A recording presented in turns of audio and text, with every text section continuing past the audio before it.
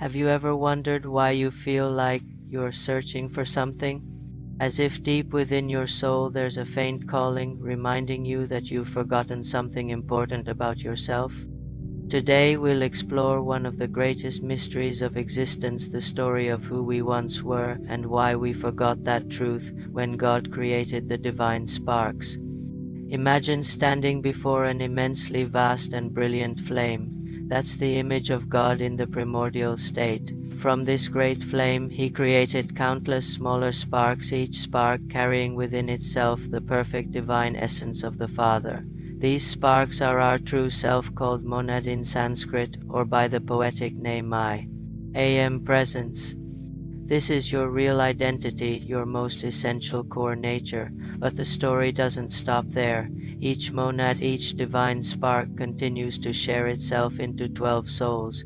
Imagine it like a hand with 12 fingers instead of 5, each finger being a different aspect of the same consciousness, and then each soul further divides into 12 individuals. That's us, the humans living on Earth today.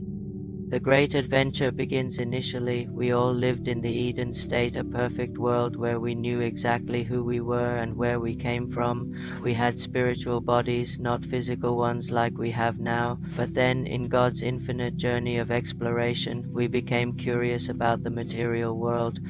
It is fascinating to think about this, like a child curious about what it feels like to touch cold water. We wanted to experience what it felt like to become matter. First, we tried projecting our consciousness into a rock to see what it felt like, then into a tree, an animal. Each time we could easily return to our original spiritual state. How wonderful, right? We could even use the power of imagination to create thought forms, creatures we thought up, and they gradually became real in the material world the moment we forgot. But then something happened. In the Bible, it's called the fall of man. But in reality, it wasn't a punishment or a mistake. It was the moment we became so fascinated with the material world that we forgot who we really were. Imagine playing a role-playing game so engaging that you forget you are playing and start thinking you actually are the character. That's exactly what happened to us about 10.5 million years ago. We identified with the material world, thinking we were just physical beings instead of divine sparks having a temporary adventure. From that moment, the ego was born, a thought system entirely based on the illusion of separation, fear, selfishness, and death. The ego made us believe we were just separate individuals, disconnected from each other and from God, the great rescue plan. Higher beings like Amelius, an incarnation of Jesus, didn't fall into this trap. They saw their brothers and sisters lost in the material world and knew something had to be done. God, with infinite wisdom, created a wonderful plan: create 5 human races on 5 different continents. Each race had different skin colors, not because one color was better than another, but simply to suit the climate of each location. These human bodies were specially designed as perfect vehicles for souls that had become trapped in matter. They were optimized to help God's sons and daughters perform the spiral evolution, upward, returning to the spiritual world. The truth about human origins. This brings a completely new perspective on human origins. We didn't evolve from apes as scientists suggest. Instead, we were created, or more precisely, these bodies were created as perfect tools for our journey home. About 18.5 million years ago, the first root race was created.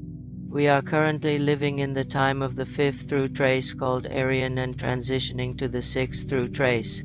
Initially, humans could live up to 1,000 years in the same body, but later another law was implemented to shorten lifespans, helping souls experience many different lifetimes, learning different lessons that would be difficult to complete in a single body. The journey home has begun.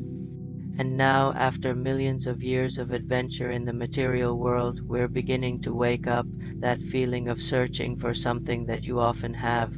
That's your soul remembering home. That's why you're listening to these stories.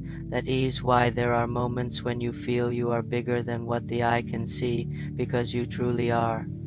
You're not a physical being having spiritual experiences, you're a spiritual being having a temporary physical experience, and when you realize this, truly understand and feel this not just in your head but in your heart, that is the first moment of the ascension journey. In the next episode, we'll explore how the cycle of rebirth works, the path each soul uses to gradually escape the wheel of reincarnation and return to their divine nature. It's a journey full of surprises that might completely change how you view death and life. See you in the next part of this discovery journey.